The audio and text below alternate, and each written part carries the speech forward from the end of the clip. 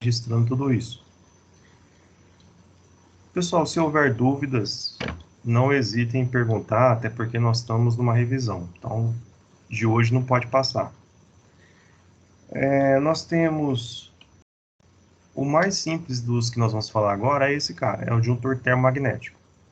Ele só recebe, pessoal, as fases. Eu só conecto no disjuntor termomagnético fases. Então, eu conecto no disjuntor termomagnético positivo? Não, não existe positivo. Quando a gente fala positivo, a gente está falando de corrente contínua. É pilha, é bateria, é uma outra forma de onda. É uma forma de onda, uma energia elétrica, mas é em outro formato de onda. Aí sim existe positivo, negativo, enfim. Agora, tratando-se de corrente alternada, que é a forma de onda que nós temos na nossa casa, nos padrões na energia mundo afora, é fase, neutro ou terra. Não tem positivo, não tem negativo, é fase, neutro ou terra. E esse cara aqui só recebe, o termomagnético, ele só recebe as fases, ele não recebe neutro e não recebe terra. Então, se eu tenho... Deixa eu só verificar se não há perguntas aqui. O pessoal está chegando aí. Então, se eu tenho uma fase, pessoal, eu vou ter um disjuntor termomagnético unipolar. Ele recebe uma fase na entrada, ou seja, numa extremidade. Na outra extremidade nós temos a saída. Aí temos a saída daquela mesma fase que está na entrada. Então passa por ele. E qual que é a função desse disjuntor termomagnético? A função dele é que em caso de sobrecarga, em caso de curto-circuito, ele deve desacionar. Ele deve desligar o sistema. Então, chegando ali no limite, que ele tem, cada disjuntor desse tem um limite em corrente, um limite em ampere, um limite em corrente elétrica. Então, chegando naquele limite determinado dele, ele vai desarmar. Vou dar um exemplo. Nós temos disjuntores assim, o mais baixo que eu conheço, é o de 6 amperes. Então, digamos que eu tenho uma fase, está alimentando aqui meu computador, e essa fase, ela é 127 volts, está alimentando aqui meu computador, digamos que o meu computador ele consuma lá os 6 amperes que o disjuntor está protegendo nesse circuito. Aí, em alguns momentos do dia que chegar realmente no 6 amperes, esse disjuntor vai cair. E isso deve acontecer muitas vezes durante o dia, porque o computador, a potência do computador, se ele fosse um equipamento assim que tivesse uma potência maior, né? Geralmente o computador não chega em 6 amperes nunca, mas enfim, ele vai desarmar várias vezes durante o dia se o computador chegar nessa potência, na quantidade de 6 amperes, que multiplicando corrente vezes tensão dá a potência. Deixa eu multiplicar aí 127 vezes 6, nós temos 762 watts. Não existe no computador nesse nível, mas motores sim. Motores, nós temos aí um motor de 1 CV, por exemplo, ele tem 736 watts. Então, bateria, os 6 amperes de corrente. Se for na tensão, 127. Se for só uma fase. Então, tudo isso, pessoal, tem que analisar. E é isso que a gente aprendeu a fazer aqui na distribuição de circuitos, no levantamento de carga. Primeiro a gente aprendeu a fazer o levantamento de carga, depois fizemos a distribuição de circuitos, agora nós estamos aprendendo a proteger os nossos circuitos. O disjuntor termomagnético é o principal, digamos assim, é o que mais se usa e é totalmente necessário. E em seguida nós temos os demais que vão vir no decorrer. Temos agora o diferencial residual também, a gente vai explicar certinho. Mas é necessário, pessoal, entender quando é que vai ocorrer a sobrecarga e quando é que vai ocorrer o curto-circuito. Sobrecarga, quando o equipamento está em alta potência, a máxima potência que ele consegue, e aí ele vai estar puxando a maior quantidade de corrente que ele consegue também. Se essa corrente for maior do que o disjuntor foi dimensionado, ele vai cair por sobrecarga. Aí nós temos uma sobrecarga. O equipamento não chega a queimar, porque o disjuntor ele entra em ação antes do equipamento queimar. Está desarmando o sistema por sobrecarga. Agora, quando é que nós temos o curto-circuito? Curto-circuito, pessoal, é uma ligação direta entre fase e outra fase, ou entre fase e neutro, ou até entre fase e terra. O que é um pouco mais difícil de ocorrer, mas ocorre também. Então, digamos que eu pego ali uma tomada, descasco ali um fio, nas duas extremidades do fio, coloque uma ponta do fio no buraco da tomada, que está ali uma fase ou um neutro, e coloco outro fio também na outra parte do fio, um fio só, mas a outra extremidade no outro buraco. Eu estou fazendo uma ligação direta entre fase e fase, ou entre fase e neutro, ou entre... Enfim, eu estou fazendo uma ligação direta. E aí, o disjuntor que está ligado a esse circuito, ele vai desarmar por curto-circuito. No entanto, às vezes ele demora para desarmar. Ele demorando para desarmar, aí nós teremos um segundo efeito, que é a temperatura subindo nessa ligação direta, na parte de menor condução, e o derretimento dos fios, é o que costuma acontecer. Mas, a maior parte das vezes, o disjuntor consegue ainda proteger antes que ocorra algum acidente. Aí pode acontecer um terceiro evento, que é um choque elétrico. E aí o choque elétrico, esse disjuntor termomagnético, ele não tem função para proteger. Ele não consegue livrar um ser humano de um choque elétrico ou qualquer tipo de vida. Então, pessoal, as duas funções do disjuntor termomagnético, esse disjuntor que nós temos no padrão de entrada, chamado disjuntor DIN, disjuntor branquinho, tem o antigo, que é o pretinho, que é mais simples um pouco, ele é mais antigo, nas casas de 30 a 40 anos atrás, tem muito desse disjuntor preto. Ele é um pouco mais simples, mas a função dele é a mesma, ele é o mesmo disjuntor termomagnético. A proteção é a mesma. Então, pessoal, essas duas funções que ele faz. Os circuitos, eles são geralmente separados por um disjuntor termomagnético. Tem uma pergunta aqui.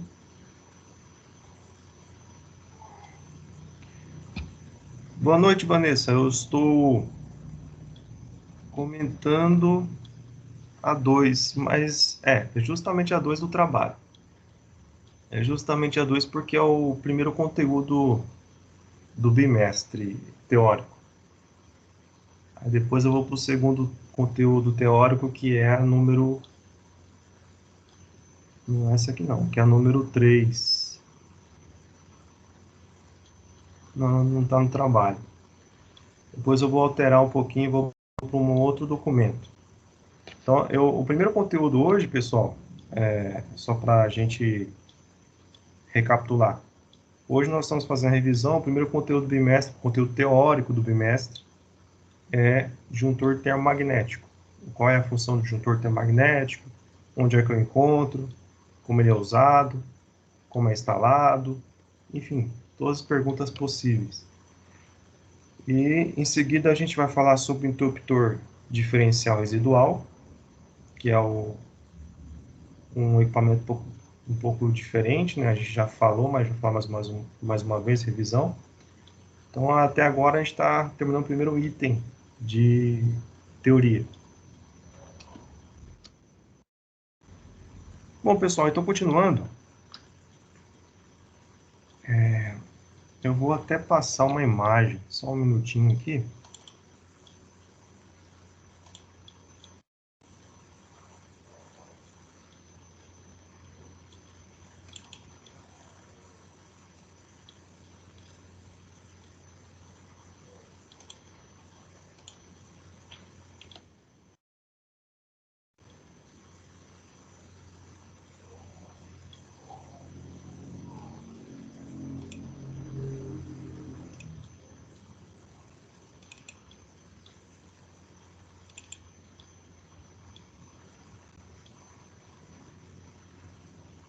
Só para a gente finalizar, então, o que é o disjuntor termomagnético, aqui nós temos ele. Ó. Esse cara, nós temos aqui o trifásico, ou melhor dizendo, três polos, tripolar,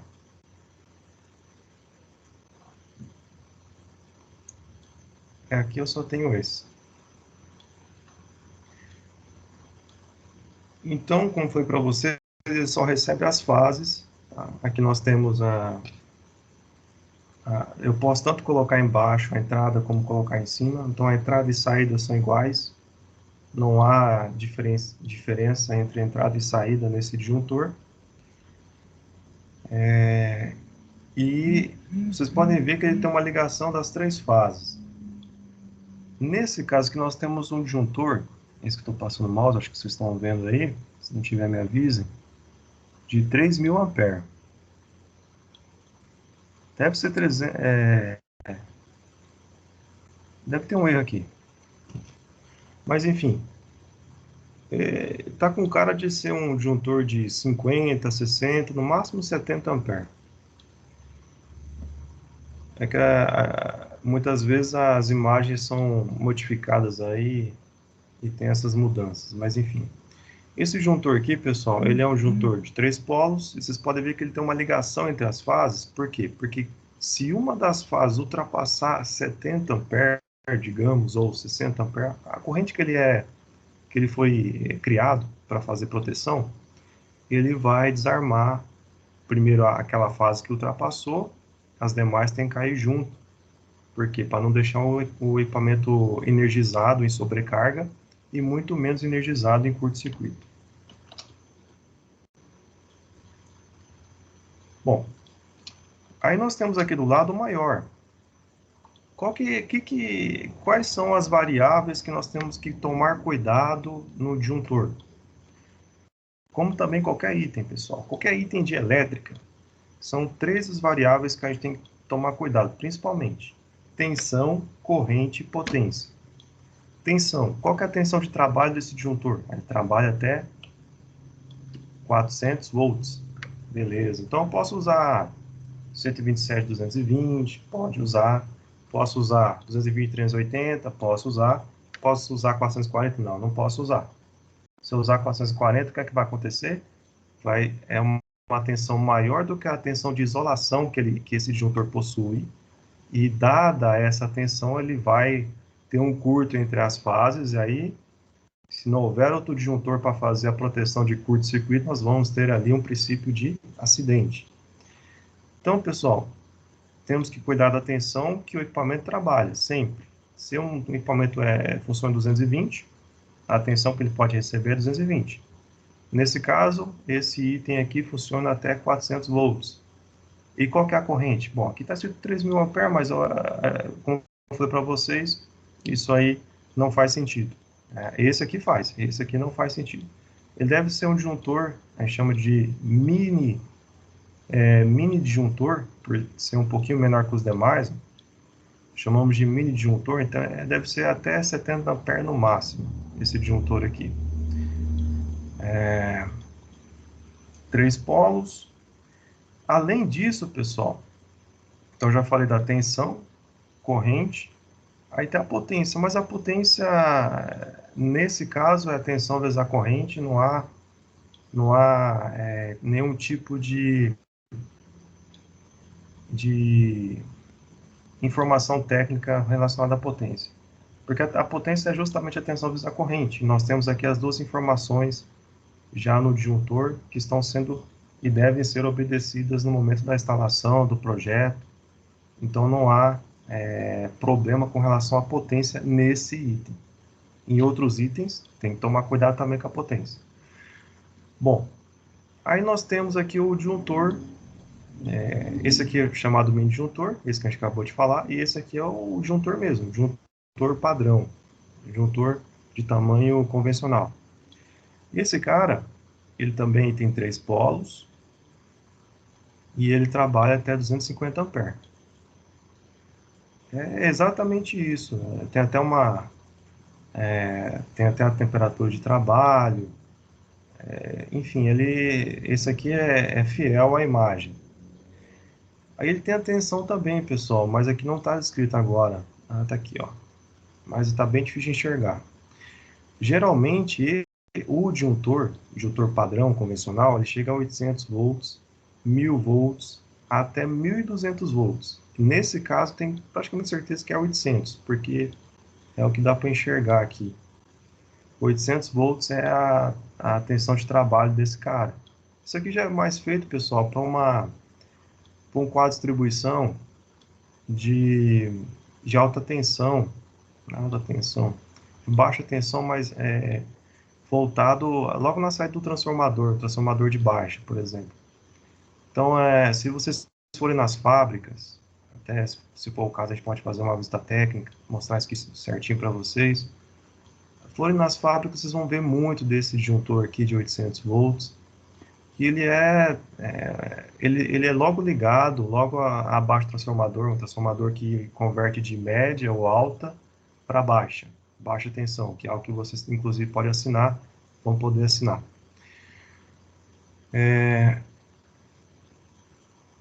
Um outro item que eu precisava falar para vocês também é relacionado à curva, mas aí provavelmente tem que trazer no próximo trimestre, que não deu tempo de trazer esse conteúdo. Então, no próximo trimestre, a gente vai trazer a relação de curva de potência dos disjuntores. Tá? Mas, por enquanto, fica essa introdução. Esse é o disjuntor termomagnético.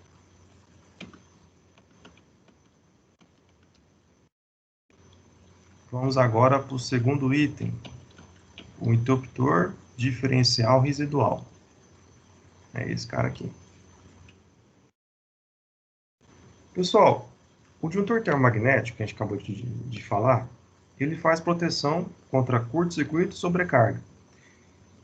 Além dessa proteção, nós temos que ter, de acordo com a NBS 5410, a proteção contra choque elétrico, necessário em qualquer sistema elétrico de baixa tensão, a proteção contra choque elétrico. E a proteção contra choque elétrico ela é realizada pelos dispositivos diferenciais residuais.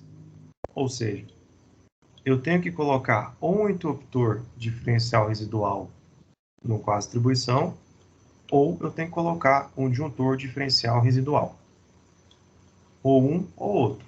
Por que eu digo ou um ou outro? Porque se eu associar um termomagnético, um disjuntor termomagnético, que é esse que a gente acabou de falar, e um interruptor diferencial residual, eu vou ter as três proteções que a NBS 5410 pede para um sistema elétrico de baixa tensão, que são curto-circuito, sobrecarga, no disjuntor termomagnético, ele faz as duas proteções, e choque elétrico, com esse cara aqui, que é um interruptor diferencial residual. Como que eu associo eles? Bom, vocês podem ver que esse cara aqui ele é um pouco diferente. No disjuntor termomagnético, eu tenho as três fases. Tem só as fases entrando nele. Já o interruptor precisa também conectar o neutro. Então, eu tenho as fases do sistema, aqui no caso é o contrário.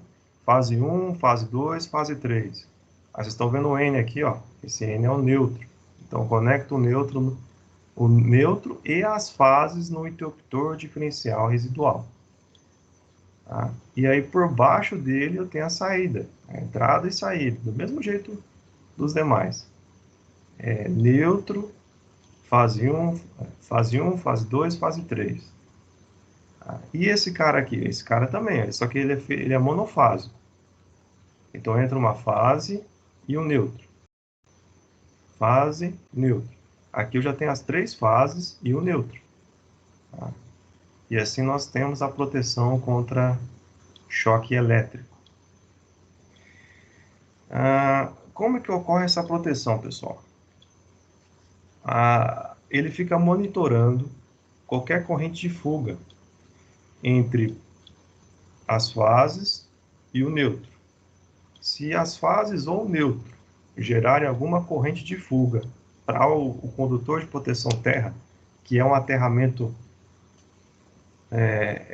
ligado a um aterramento, e qualquer corrente de fuga ela é notável pelo interruptor diferencial residual, Então, se ele encontrar uma alta condução para um aterramento, ele vai desarmar o sistema. E aí, qual que é essa quantidade de fuga que ele detecta? A maior parte deles, para não falar todos, é 30 miliamperes. Tá?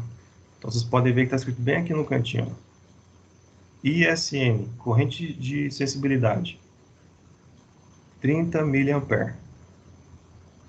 Nesse caso aqui é 0,3 ampere, ou seja, 300 miliamperes. Mas a maior parte, os de maior sensibilidade é 30 miliamperes.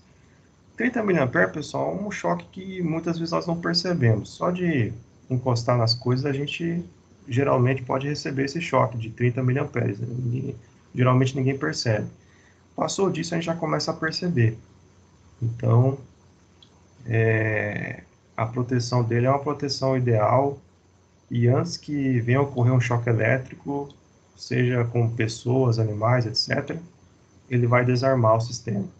Só que ele tem que ser instalado corretamente. Neutro e as fases têm que ser conectadas nele.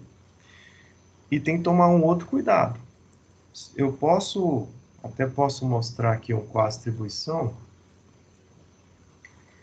Eu preciso colocar esse disjuntor ou interruptor diferencial residual na entrada do quadro. Ou eu coloco na entrada do quadro um item diferencial residual, ou eu coloco em todos os circuitos um item diferencial residual. Até tenho também outro desenho para passar para vocês, vou passar também. Isso eu já consigo mostrar.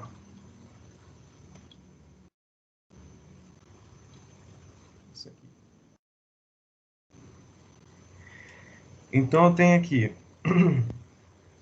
nesse caso aqui nós temos um quadro, o dispositivo diferencial residual, ele é esse item 3 aqui. Por que eu digo que é o item 3? Porque ele está recebendo fase e o neutro, e está saindo dele também fase e neutro. Um disjuntor termomagnético não recebe neutro, de maneira alguma recebe neutro. Então aqui vocês têm o 1, por exemplo, o 1 é um disjuntor termomagnético, o 2 também, um disjuntor termomagnético, o 3 não, de maneira alguma vai ser um disjuntor termomagnético. Vai ser um dispositivo diferencial residual. Pode ser um interruptor, pode ser um disjuntor diferencial residual, mas ele é um dispositivo que protege contra choque elétrico, porque ele recebe o neutro também. E aí eu posso, como falei para vocês, eu posso colocar ele na entrada do quadro para proteger todos os circuitos. Qual que é a diferença, professor? A diferença é que esse cara, se for colocado na entrada do quadro, ele tem que ser uma corrente maior, ele tem que fazer proteção de termomagnética, proteção de sobrecarga e curto-circuito, tem que ser de uma corrente maior, porque o sistema engloba vários circuitos. E eu posso colocar um interruptor diferencial residual em 1 por 1 dos circuitos, ou na entrada, ou em 1 por 1 dos circuitos, como foi feito aqui. Aqui foi feito em 1 por 1 dos circuitos. Todos eles.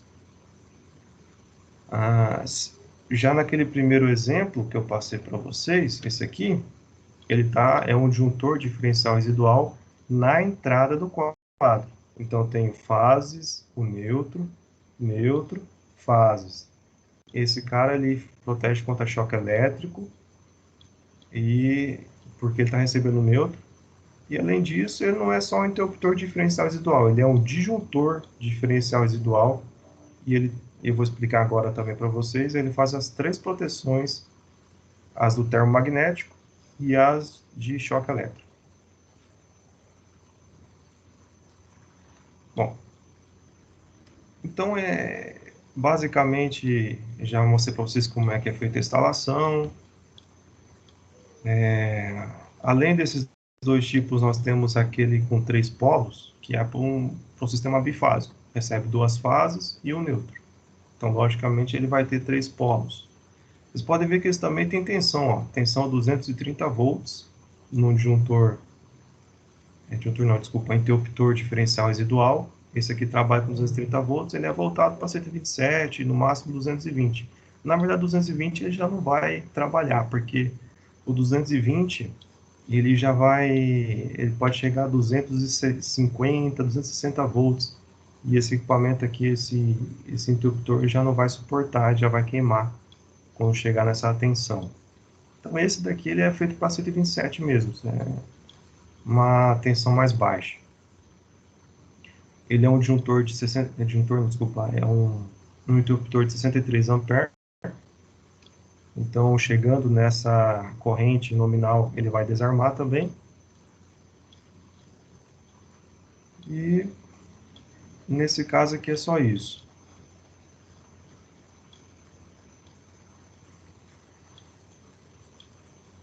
Já esse de 4 polos, para 3 fases, ele é 400 volts.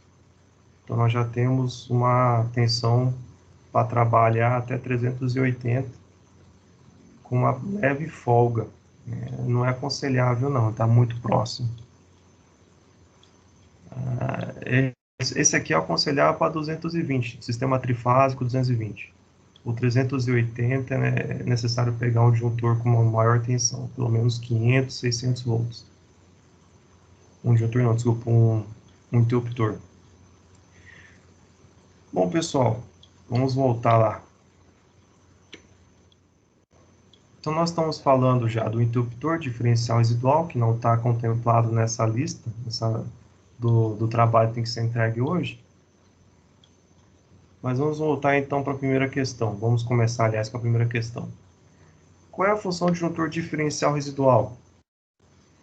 Então, pessoal, o disjuntor diferencial residual, ele contempla a função de disjuntor termomagnético e a função do interruptor diferencial residual. Ele protege contra choque elétrico, curto-circuito e sobrecarga.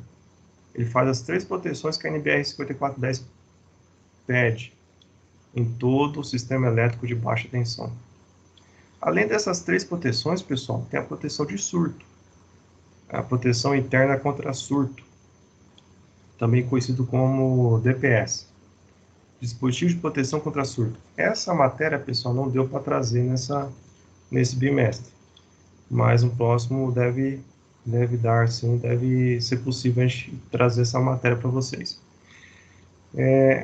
O DPS, ele é uma proteção interna, é o chamado para-raio interno de um sistema elétrico de baixa tensão. Então, é uma outra proteção que a NBR 5410 também pede a todo o sistema elétrico de baixa tensão. Beleza, então qual que é a corrente de sensibilidade? Corrente de 30 miliamperes. Essa é a corrente de sensibilidade de qualquer dispositivo diferencial residual. Isso é determinado também pela norma.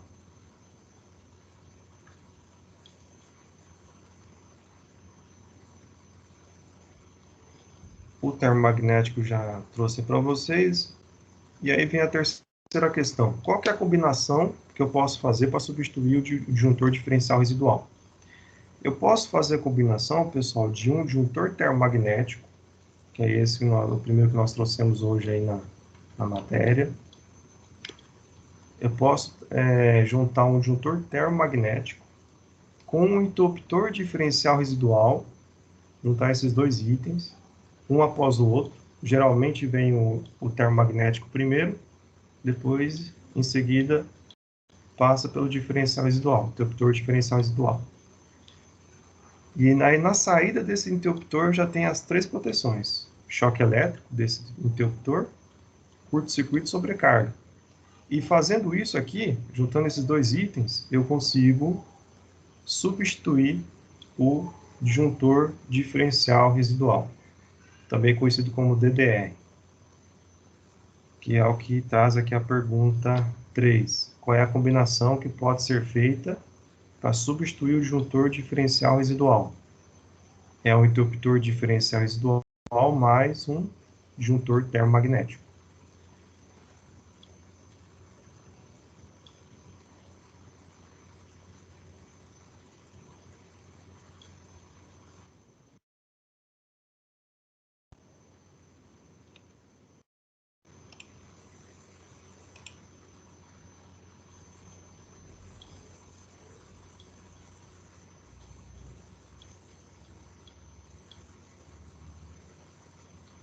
Pessoal, estou olhando aqui as perguntas. O Alessandro perguntou, 30.000 ampere dá quantos em watts? Depende da tensão, Alessandro. Então, 30.000 ampere é algo absurdo. A gente trabalha com sistemas elétricos que variam até, no máximo, 1.000 ou 2.000 ampere. Tá? Em qualquer sistema elétrico não passa disso, em qualquer lugar do mundo. Usinas, elas trabalham com tensões mais altas para não ter correntes tão altas assim. Quanto menor a corrente, mais fácil é transportar energia. Então, essa que é a estratégia para poder transportar energia pelo mundo. É aumentando a tensão e diminuindo o máximo a corrente. Então, não tem sistema que passa de 2.000 amperes, muito difícil.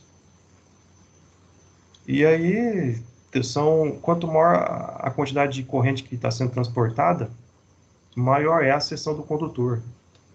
Maior tem que ser a seção do condutor, senão ele fica muito quente e, além de derreter qualquer tipo de isolação, ele vai começar a estragar, a derreter. Bom, a pergunta da Vanessa, o que seria 2? O seria o 2, prof? O 2 do quadro, provavelmente. O 2 é um disjuntor termomagnético.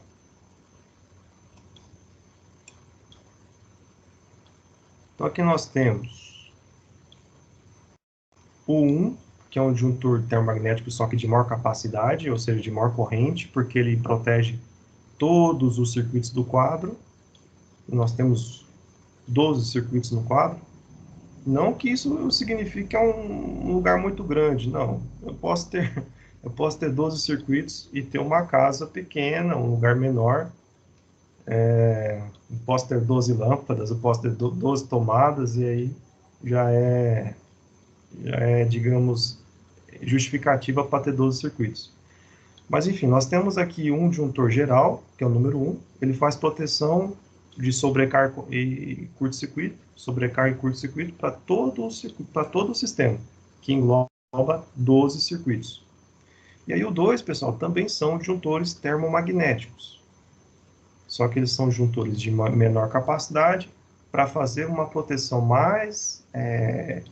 uma proteção adequada para aqueles circuitos que eles foram dimensionados. Vamos falar aqui, vamos colocar um exemplo. Digamos que o circuito 1 é de iluminação. O disjuntor 2 é um disjuntor termomagnético com corrente adequada à iluminação, a iluminação do lugar, que é o circuito 1. Provavelmente 6 amperes, 10 amperes, depende do circuito de iluminação, tanto da potência quanto da corrente. E aí esse disjuntor 2 também é um termomagnético. Então isso é bem natural nós termos da seguinte forma.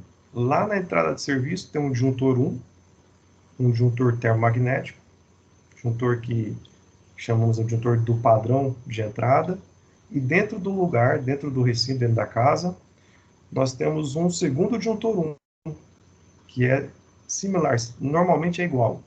O da residência, esse geral 1, ele é igual ao da entrada do padrão. Mesma corrente, mesma tensão, mesmo tipo. E aí, logo abaixo desse disjuntor geral, temos os disjuntores dos circuitos. Aí depende do lugar. Quantos circuitos tiverem, nós temos o número de disjuntores. Aqui mesmo na minha residência eu tenho cinco circuitos e o disjuntor geral, 6. Mas isso varia de lugar para lugar, de projeto para projeto. Então, pessoal, continuando aqui.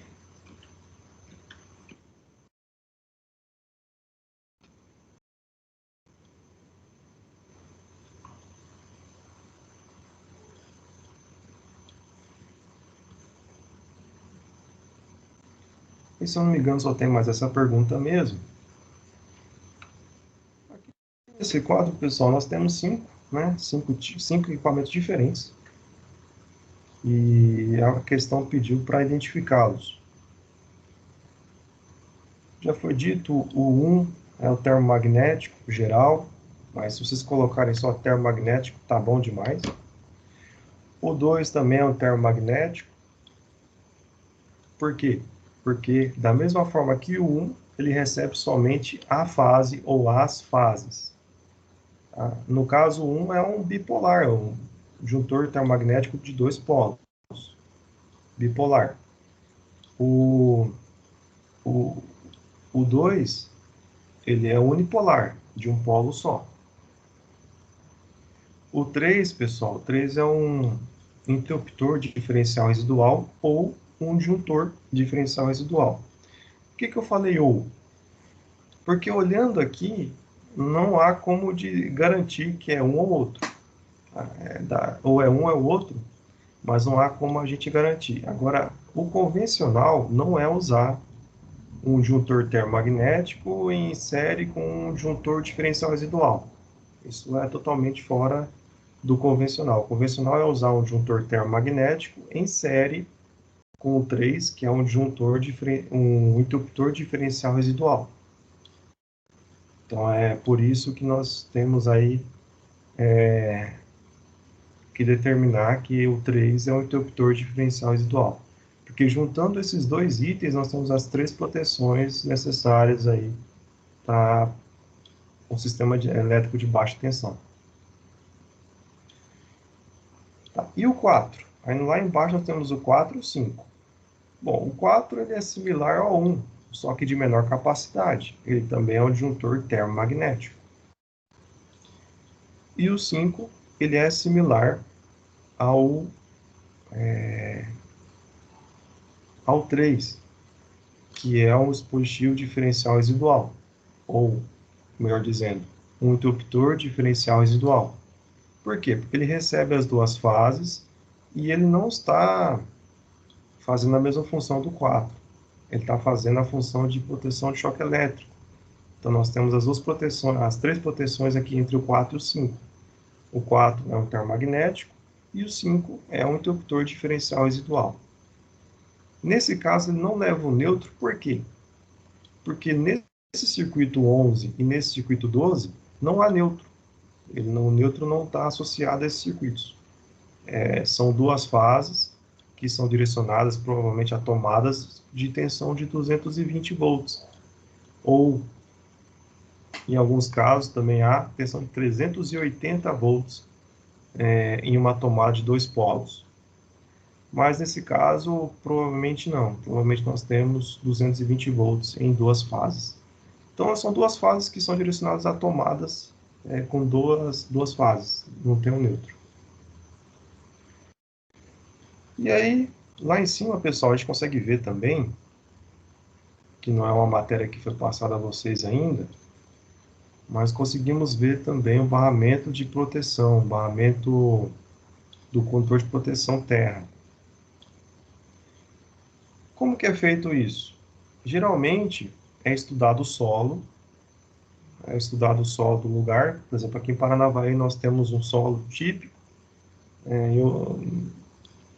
mais ao sul do Brasil nós temos outro tipo de solo, e assim vai. Então, geralmente é estudado o solo para se encontrar o número de hastes que é necessário fazer o aterramento. Por quê? Porque o aterramento pela a norma NBR 5410, essa mesma norma que a gente trabalha aqui, o aterramento não pode ter uma resistência maior do que 10 ohms. Quando a gente faz um aterramento com uma haste só, por exemplo, uma haste de 2 metros de cobre, ela é enterrada no chão, e a gente faz a medição com terrômetro, equipamento diferenciado também, é difícil agora, acho que não consigo mostrar para vocês, mas numa próxima oportunidade eu consigo. O terrômetro ele faz a medição de resistência do aterramento. E ao fazer a medição de um aterramento, por exemplo, aqui em Paranavaí mesmo, nós vamos encontrar uma resistência com certeza maior do que 10 ohms, porque nosso solo é um solo arenoso, de condução ruim, tal. Então, uma resistência do aterramento deve ficar ali por volta dos 30, 40 ou mais. Usando de 2 a 3 hastes em série, são colocadas as 3 hastes a uma distância de cerca de 2 metros uma da outra, aí faz uma malha com essas 3 hastes, a gente, fazendo o mesmo procedimento de medição de resistência, a gente vai encontrar ali por volta de 8, 9, 10 ohms. Geralmente é assim. Isso quando chove, pessoal, pode mudar também, geralmente fica melhor ter um aterramento. Mas é bom fazer no tempo seco. E aí, fazendo esse aterramento com 10 ohms, nós temos a proteção ideal do sistema, a proteção que exige a norma. Aí lá dessa malha é colocado o eletrodo na ponta de uma das malhas ou na ponta das 3 malhas, aliás, na ponta de uma haste ou na ponta das 3 hastes, depende, e é passado o condutor de proteção terra, que é um fio de mesma seção das fases. Tá? Tem que ser a mesma seção das fases, chegando até 16 milímetros. Quando as fases têm uma seção maior do que 16 milímetros, a gente pode pegar a seção da fase e dividir por 2. Isso também está na norma e vem pela frente aí na matéria. E aí eu vou encontrar o quê? Eu vou trazer esse condutor de proteção terra até o quadro de distribuição, e no quadro de distribuição eu faço, geralmente, nós fazemos esse barramento aqui na lateral, para condutor de proteção terra, como também tem um barramento de neutro, fica na outra lateral ou separado. Trazendo então até aqui, vocês podem ver que tem aqui 2 itens, são os DPS, esses 2 itens aqui. O que eu digo que é o DPS? O DPS ele é ligado de um lado no condutor de proteção terra, como vocês estão vendo aqui, e no outro lado ele recebe as fases, como também recebe o neutro.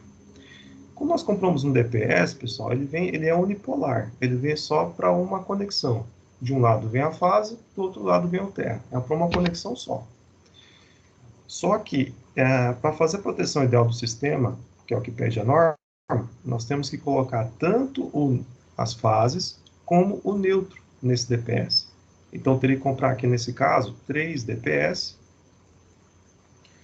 onde de um lado recebe as fases e o neutro, e do outro lado vai receber o condutor de proteção terra. Bom, pessoal, mais uma informação importante. O neutro ele também é um aterramento.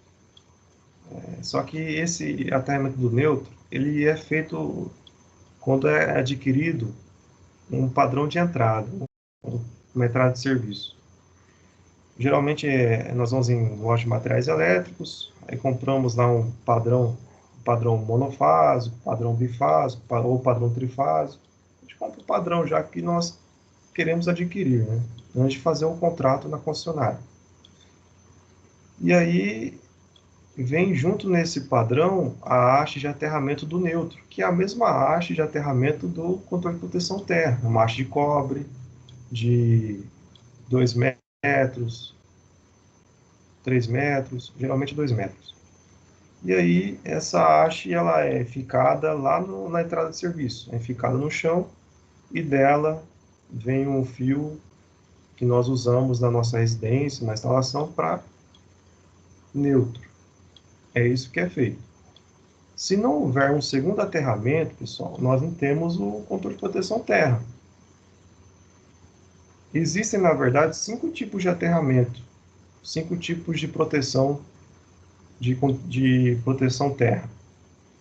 São 5 tipos de aterramento, 5 tipos de esquema de aterramento.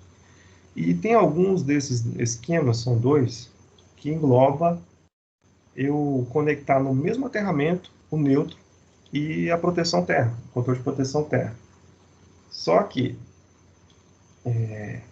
geralmente, não é indicado. Porque o neutro ele é utilizado como 0 volts para todo o sistema. Então, pode ser que em algum momento o neutro ele entre em condução. Ele entrando em condução, o controle de proteção terra, que está ligado a ele, também entra em condução e pode fazer energizar as carcaças dos equipamentos, energizar onde houver a conexão do terra pode estar energizado, o que é perigoso também. Então não é o ideal, mas existe, a norma também permite e é usado. É usado em boa parte aí das instalações, até porque gasta-se menos com o condutor. E o que mais se visa é o custo. No entanto, quem trabalha com isso sabe que vai ter um risco aí. E pode ocorrer um acidente também.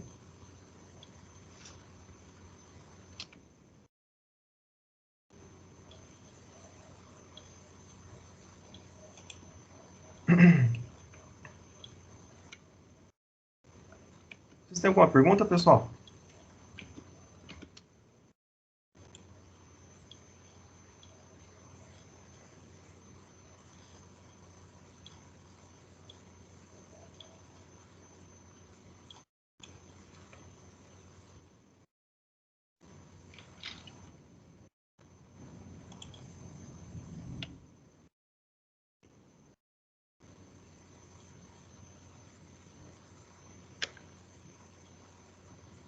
Pessoal, a prova está fácil. Bem fácil. São 10 questões da mesma forma, né? Nós não podemos mudar isso. São 10 questões. E está trazendo basicamente esse conteúdo. Tem um segundo conteúdo, esse conteúdo que eu já acabei de passar para vocês, mas tem um outro conteúdo que eu vou trazer agora, que trata a simbologia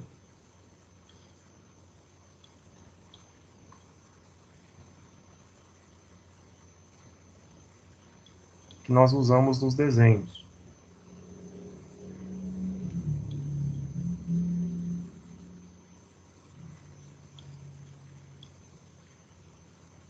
Tem mais outro conteúdo também, ainda bem que eu olhei aqui, senão eu ia esquecer de falar para vocês.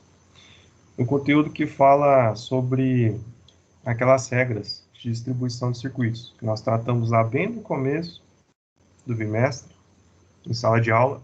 Aí nós falamos sobre questão de tugs, dos cômodos, onde que eu posso juntar, onde eu não posso, a distribuição de circuitos. Vou passar para vocês também agora.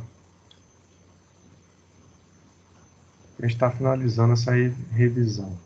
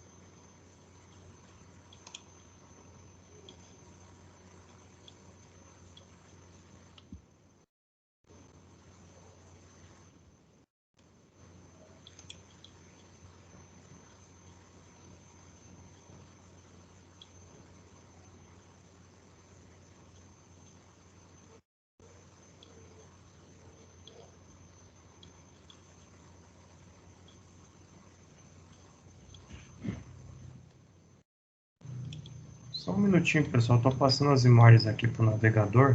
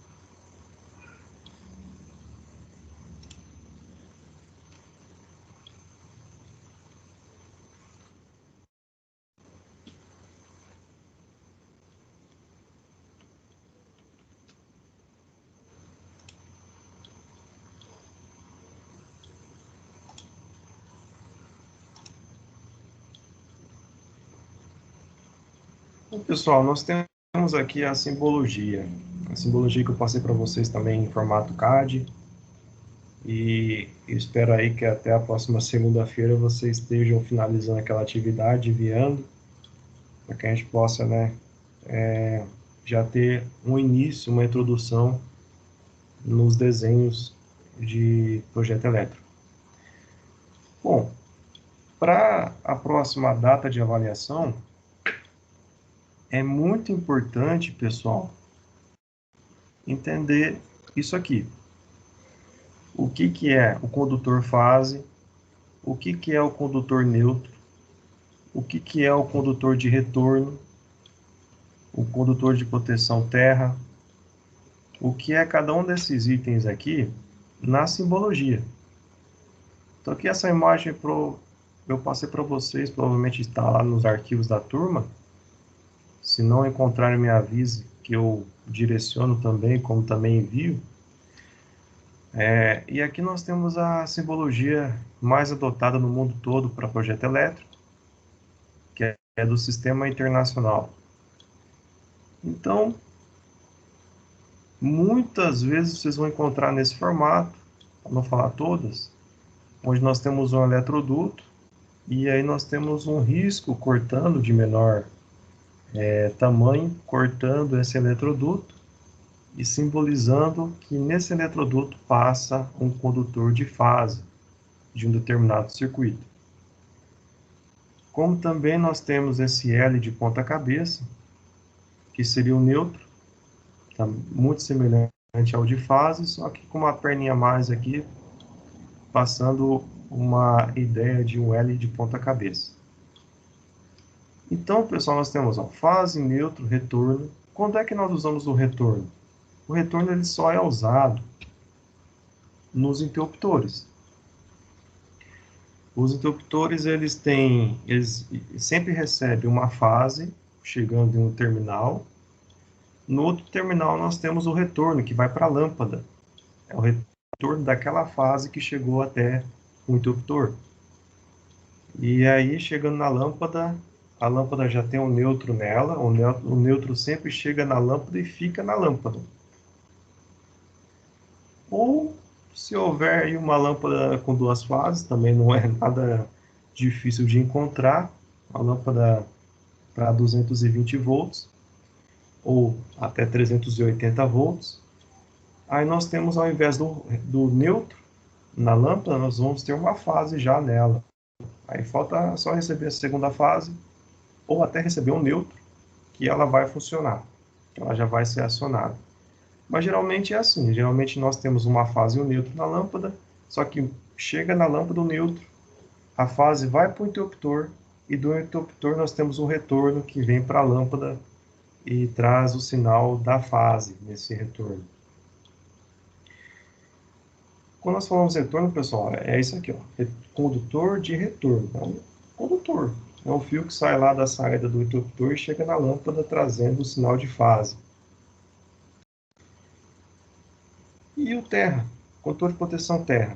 Lembrando, o terra, pessoal, ele é um fio por eletroduto. Por mais que eu tenha lá, digamos, 20 circuitos naquele eletroduto, que não é aconselhável de maneira alguma, mas seja lá a quantidade de circuitos que eu tenho no eletroduto, eu vou ter sempre só um condutor terra, condutor de proteção terra. Por quê? Porque é necessário um, não precisa mais do que um. E a seção dele, até 16 milímetros, como já falei anteriormente, é a mesma seção da fase. Então, digamos que nós temos lá 3 circuitos nesse eletroduto, e o maior condutor de fase é 6 milímetros. O condutor de proteção terra tem que ser 6 milímetros. E tem que ser verde também. Verde ou amarelo. Tem amarelo e verde, verde ou amarelo. Isso também está na NBR 5410. Lembrando, pessoal, norma é norma, não é uma lei. Eu posso seguir a norma ou não. Se eu não seguir a norma, simplesmente a minha instalação, o meu projeto não vai ter crédito. Muitas vezes vai ser desaprovado. Mas se eu seguir a norma, eu vou ter aprovação. Não há avaliador que não possa, que não venha aprovar um sistema, um projeto que está de acordo com a norma. De qualquer maneira, os engenheiros são responsáveis técnicos. Então, tendo o projeto aprovado, a instalação é responsabilidade não de quem aprovou o teu projeto, e sim sua. Você que é o responsável técnico sobre aquele local. Você que assinou e é responsável por aquela instalação. Por mais que a instalação não tenha sido feita por você, que você simplesmente fez o projeto. Você também é responsável pelo que está instalado naquele local. De agora até o final da sua vida. Bom, aqui, pessoal, nós temos, além desses itens, também vou chamar a atenção porque, digamos que são os itens mais usados. As tomadas. As tomadas nós temos três tipos, que são julgados de acordo com a altura. Então, a tomada que tem 30 centímetros do chão, ela é um desenho, uma simbologia, um triângulo vazado, sem qualquer preenchimento. A tomada que tem 1,30 m, que no meu caso é a que eu mais uso, mas enfim, é meu caso. Muitos gostam da tomada de 30 centímetros. Mas enfim, essa de 1,30 m, ela tem metade do triângulo é preenchido, outra metade não é. E temos o triângulo totalmente preenchido, que é a tomada de 2 metros. Essa daí são poucas tomadas, é uma ou outra. Basicamente para o chuveiro, para o ar-condicionado e só. Mas enfim, cada projeto, cada cliente, cada usuário tem a sua forma de pensar. Temos os interruptores também, que são julgados de acordo com o tipo e de acordo com o número de teclas ou seções. Nós temos aqueles interruptores que tem 3 teclas, é um outro nome, não falo agora, mas que tem 3 teclas. É esse caso aqui, ó, A, B, C. E aí eu posso acionar e desacionar até 3 lâmpadas, até 3 sistemas de iluminação. Essa que é a verdade, porque uma tecla só, eu posso acionar uma, duas, quantas lâmpadas eu quiser. Basta colocar elas em série. Como também, no caso, eu tenho aqui 3 sistemas de iluminação, então posso acionar diversas lâmpadas nesses 3 sistemas, não são só 3 lâmpadas, não. Aí, no caso, se eu tiver 2 lâmpadas em série, por exemplo, eu teria que colocar a letra A nas 2 lâmpadas.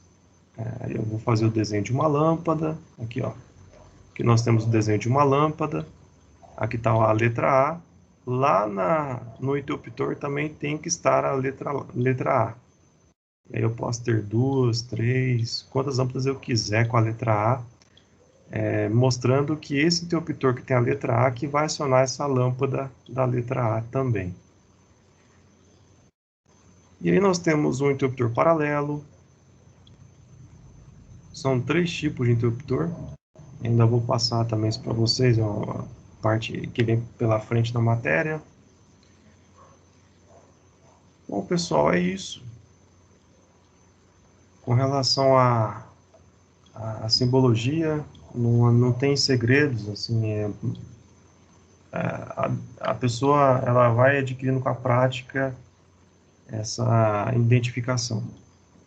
Eu vou então, pessoal, passar a outra parte, que é os circuitos para vocês também. Se não houver dúvidas.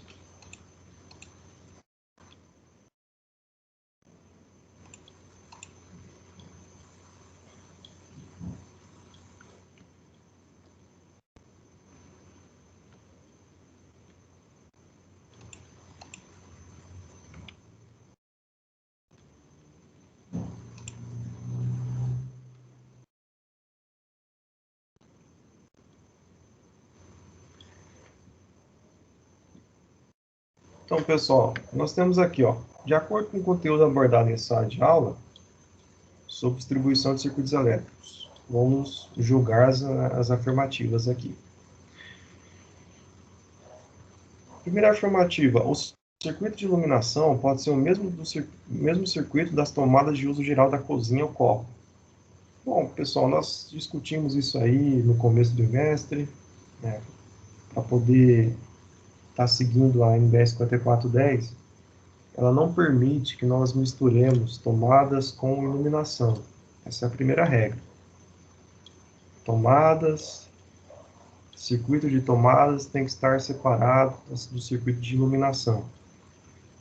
E aí, além disso, os circuitos de tomadas de uso geral dos cômodos cozinha, copa, área de serviço, banheiro, necessitam ser únicos e separados dos demais circuitos de tomada de uso geral.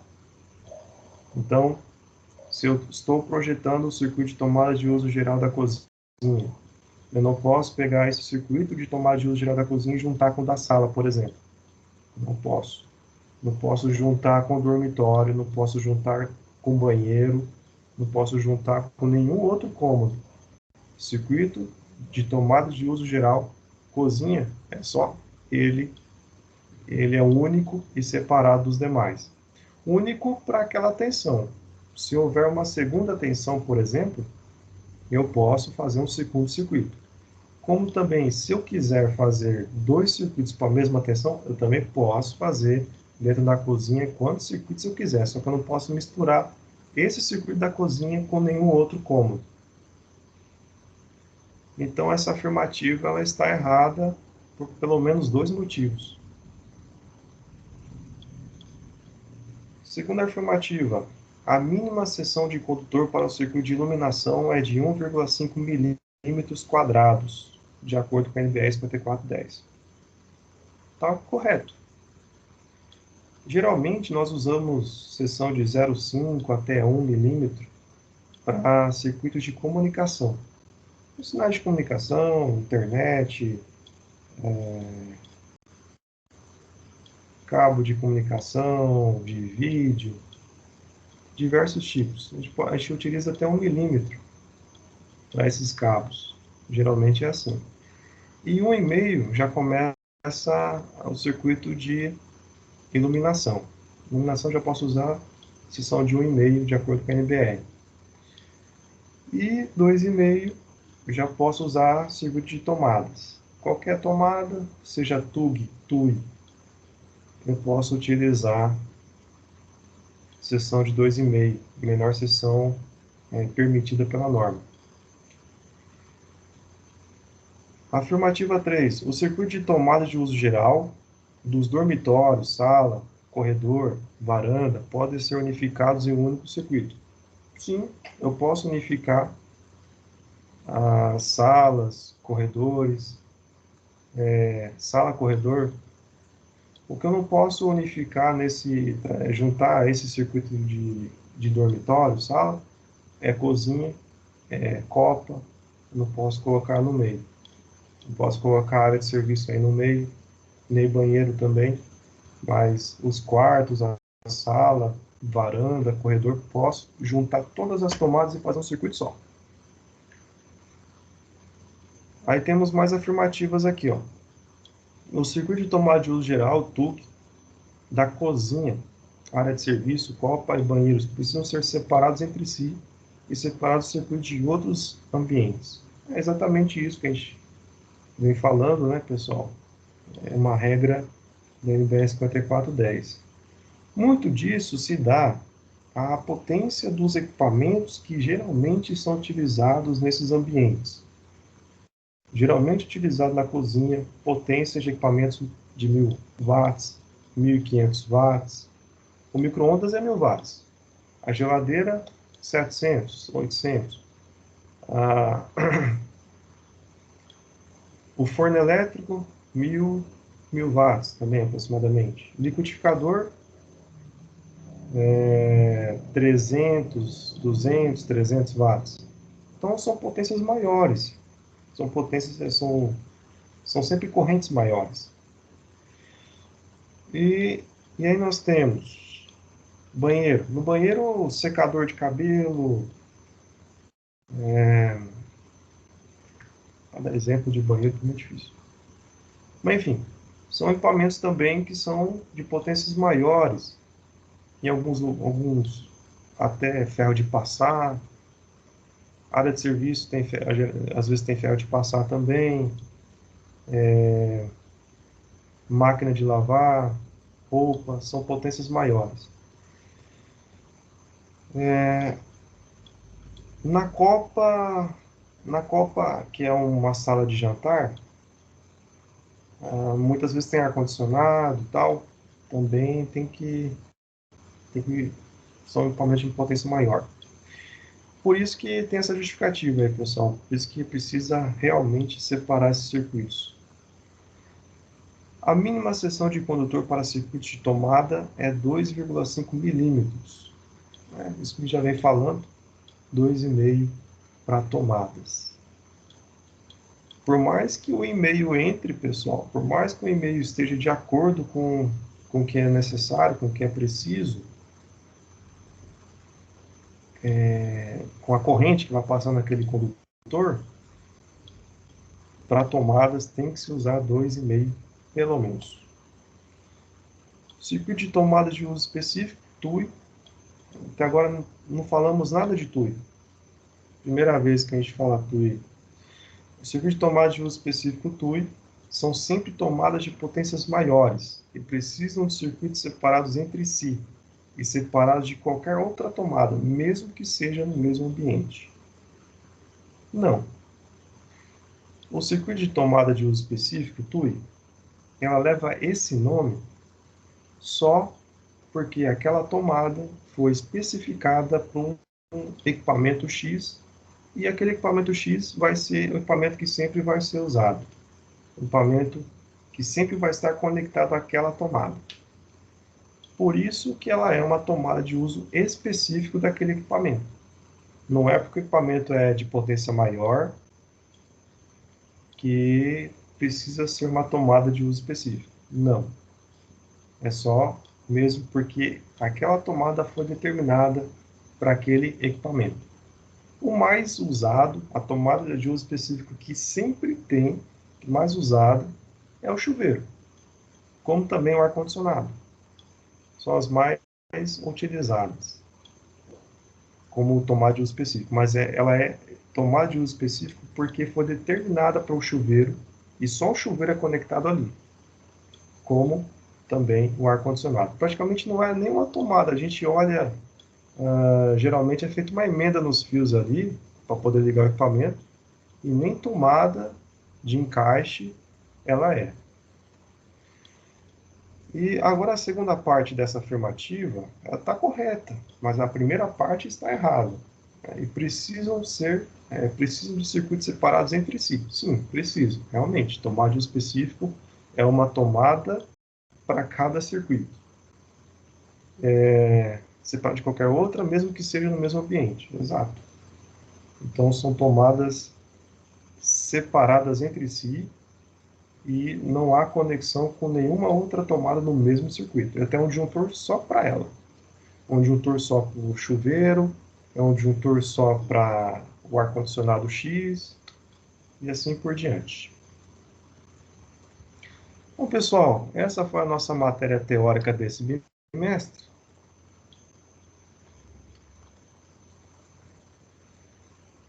Deixa eu ver aqui até uma pergunta do Alessandro. O engenheiro civil responde pelo projeto elétrico e o engenheiro elétrico não responde por nada? O que acontece, Alessandro? Nós temos dentro do CREA os atributos. E tem um atributo do engenheiro civil, antigamente o arquiteto, mas agora já não tem mais arquiteto no CREA.